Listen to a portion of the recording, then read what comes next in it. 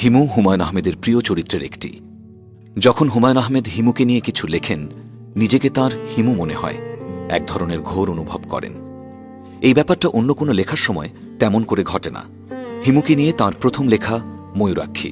ময়ূরাক্ষী লেখার সময় তিনি ব্যাপারটা প্রথম লক্ষ্য করেন। দ্বিতীয়বারে তিনি লেখেন দরজার ওপাশে। তখনও একই ব্যাপার। কেন এরকম হয়? মানুষ হিসেবে তিনি যুক্তিবাদী। হিমুর যুক্তিহীন রহস্যময় জগৎ একজন যুক্তিবাদীকে কেন আকর্ষণ করবে তার জানা নেই। হুমায়ূন আহমেদ বলেছিলেন, তিনি যদি কখনো জানতে পারেন তবেই পাঠকদের জানাবেন।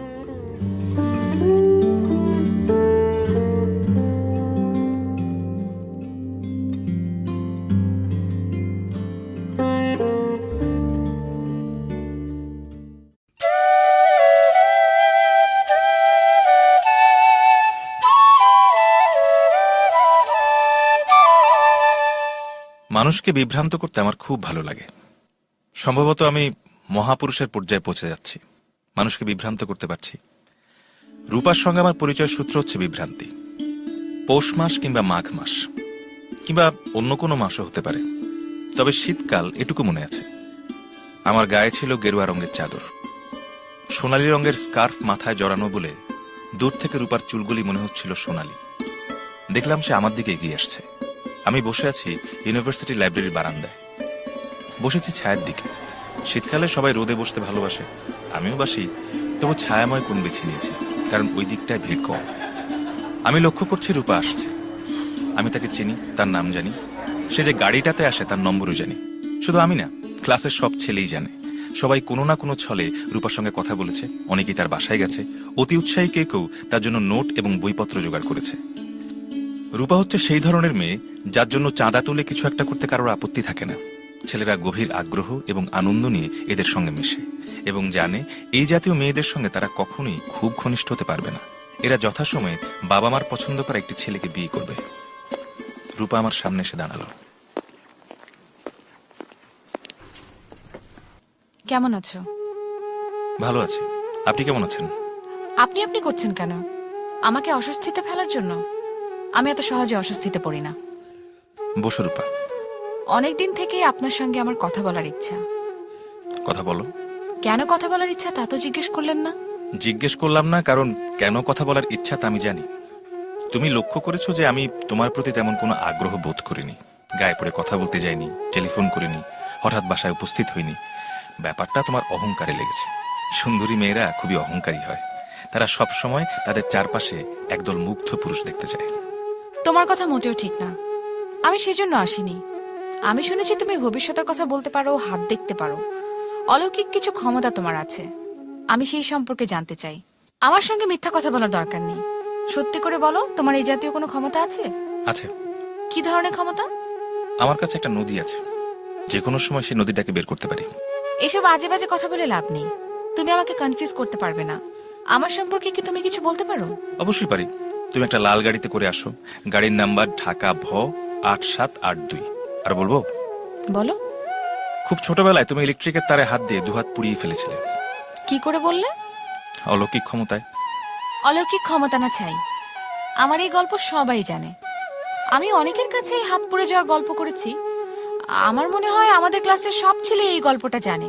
তুমি তাদের একজন কারো কাছ থেকে শুনেছো, ঠিক না? হ্যাঁ ঠিক। তাহলে তোমার কোনো ক্ষমতা টমতা নেই? না, তবে একটা নদী আছে, নদীটার নাম ময়ূরাক্ষী। আবার ফাজলামি করছো? ফাজলামি করছি না, নদীটা সত্যি আছে। এবং আমার কোনো ক্ষমতা নেই যে তাও ঠিক না, কিছু ক্ষমতা আছে। কেমন? যেমন ধরো, আজ তোমাকে নিতে গাড়ি আসবে না, তোমাকে রিক্সা নিয়ে ফিরতে হবে। এটা ঠিক হয়েছে, কাকতালীয় ভাবে বলে ফেলেছো। আমাদের গাড়ির সাইলেন্সার পাইপ গতকাল নষ্ট হয়ে গেছে। এছাড়াও আমি বলতে পারি তোমার হ্যান্ডব্যাগে কত টাকা আছে। কত আছে? 100 টাকার নোট আছে 2টা, একটা 20 টাকার নোট, নতুন 1 টাকার নোট আছে 7টা, কিছু খুচরা পয়সা, কত বলতে পারছি না। ব্যাগ খুলে তুমি গুনে দেখো ঠিক বললাম কিনা। আমি গুনতে চাই না। গুনতে চাও না কেন? গুনলে দেখা যাবে তুমি ঠিক বলনি, তখন আমার মনটা খারাপ হবে। তোমার কিছু অলৌকিক ক্ষমতা আছে এটা বিশ্বাস করতে আমার ভালো লাগছে। চারিদিকে এত সব সাধারণ মানুষ, এর মধ্যে একজন কেউ থাকুক যে সাধারণ নয়, অসাধারণ। তুমি গুনে দেখো না।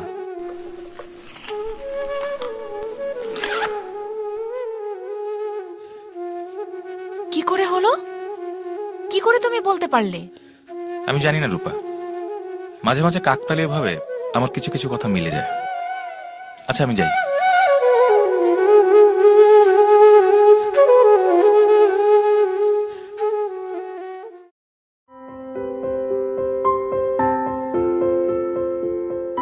অনেকদিন পর রাস্তায় হাঁটছি। গরমটা ভালো লাগছে, গায়ের ঘামের গন্ধ ভালো লাগছে। কঠিন রোদের আলাদা একটা মজা আছে। এফডিসির কাছে রেল ক্রসিং এ দাঁড়িয়ে আছি, ট্রেন যাবে সেই দৃশ্য দেখব। ছুটন্ত ট্রেনের সঙ্গে মনের একটা অংশও ছুটে যায়, সে অনুভূতি অন্যরকম। ট্রেন কখন আসবে জানি না, অপেক্ষা করতে আমার কোনো অসুবিধা নেই। হাতে রাত 8টা পর্যন্ত সময়। আমি আগ্রহ নিয়ে চারপাশ দেখছি। একটা রিকশায় মায়াকাড়া চেহারা শ্যামলা মেয়ে বসে আছে। বৈশাখের দুর্দান্ত রোদেও মেয়েটা রিকশার হুড তোলেনি, রোদে ভাজা ভাজা হচ্ছে। মেয়েটাকে দেখেই মনে হচ্ছে সে কাঁদতে কাঁদতে এবং চোখের পানি মুছতে মুছতে আসছে। প্রকৃতি মানুষের জন্য আলাদা ব্যবস্থা করেছেন। দুঃখ পেলে মানুষ কাঁদবে, তার চোখে পানি আসবে, এবং আনন্দ পেলে সে হাসবে, তার দাঁত দেখা যাবে, এই ব্যবস্থা। প্রকৃতি এই কাজটা কেন করল? আমার ধারণা প্রকৃতি এই ব্যবস্থা করেছে যেন মানুষ তার দুঃখ এবং আনন্দ লুকাতে না পারে, যেন অন্যরা টের পেয়ে যায়, দুঃখ এবং আনন্দ ভাগ করার জন্য এগিয়ে আসে। রেল ক্রসিং এর গেট পড়ে গেছে, মেয়েটার রিকশা থেমে গেছে। আমি তাকিয়ে আছি রিকশার দিকে।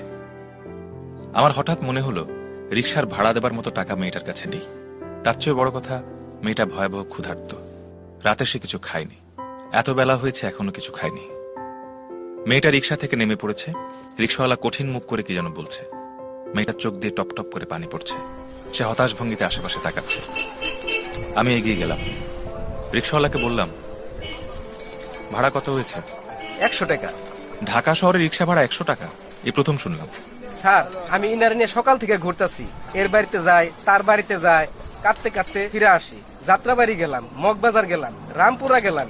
এখন আপনি বিবেচনা করেন 100 টাকা কমই চাইছে। আমারও তাই ধারণা। এই নাও রিকশা ভাড়া 100 টাকা, আর এই নাও 20 টাকা। বরফ দেয়া লাচ্ছি খাও, গরমে আরাম হবে।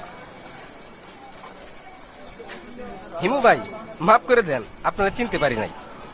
মেয়েটা হতভম্ব, আশেপাশের লোকজনও কৌতূহলী হয়ে তাকাচ্ছে। ট্রেন এসে গেছে, আমি তাকিয়ে আছি ট্রেনের দিকে।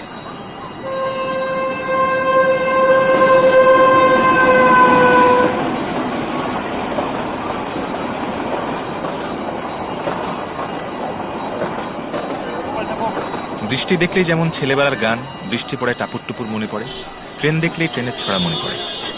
রেলগাড়ি ঝমাঝম, পা পিছলে আলুর দম, স্টেশনের মিষ্টিকুল, শখের বাগান গোলাপ ফুল। ট্রেন চলে গেছে, রেলগেটের জটলা শেষ। শুধু আমি, মায়াবতী তরুণী এবং রিকশাওয়ালা আটকে আছি।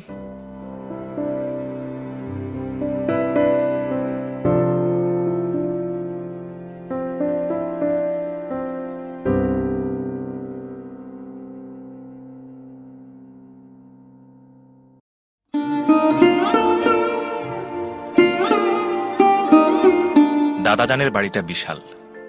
সেই বিশাল বাড়ির দোতলায় একটা ঘর আমাকে দেয়া হলো। সেই ঘরে এই বাড়ির ছেলে মেয়েদের জন্য সার্বক্ষণিক প্রাইভেট টিউটর থাকেন, তার নাম কিসমত মোল্লা। তিনি যখন শুনেছেন আমি কোনো স্কুলে পড়িনি, বাবার কাছে পড়েছি, তখন একেবারে আকাশ থেকে পড়লেন। কি পড়েছ বাবার কাছে? ইংরেজি, অঙ্ক, বাংলা, ভূগোল আর নীতিশাস্ত্র। নীতিশাস্ত্রটা কি? কোনটা ভালো, কোনটা মন্দ, কোনটা ন্যায়, কোনটা অন্যায়, এসব। কি বলছো কিছুই তো বুঝলাম না। যেমন ধরুন মিথ্যা, মিথ্যা বলা মন্দ, তবে আনন্দের জন্য মিথ্যা বলায় অন্যায় নেই। মিথ্যা দিয়ে আমরা সত্যকে চিনতে পারি। বলছো কি এসব? বুঝিয়ে বলো। যেমন ধরুন গল্প, উপন্যাস, এসব মিথ্যা, কিন্তু এসব মিথ্যা দিয়ে আমরা সত্যকে চিনতে পারি। মৃন্ময় শব্দের মানে কি? মৃন্ময় হলো মাটির তৈরি। অমাবস্যা ইংরেজি কি জানো? জানি, অমাবস্যা হলো নিউ মুন। বলে নিউ মুন, কিন্তু আকাশে তখন চাঁদ থাকে না।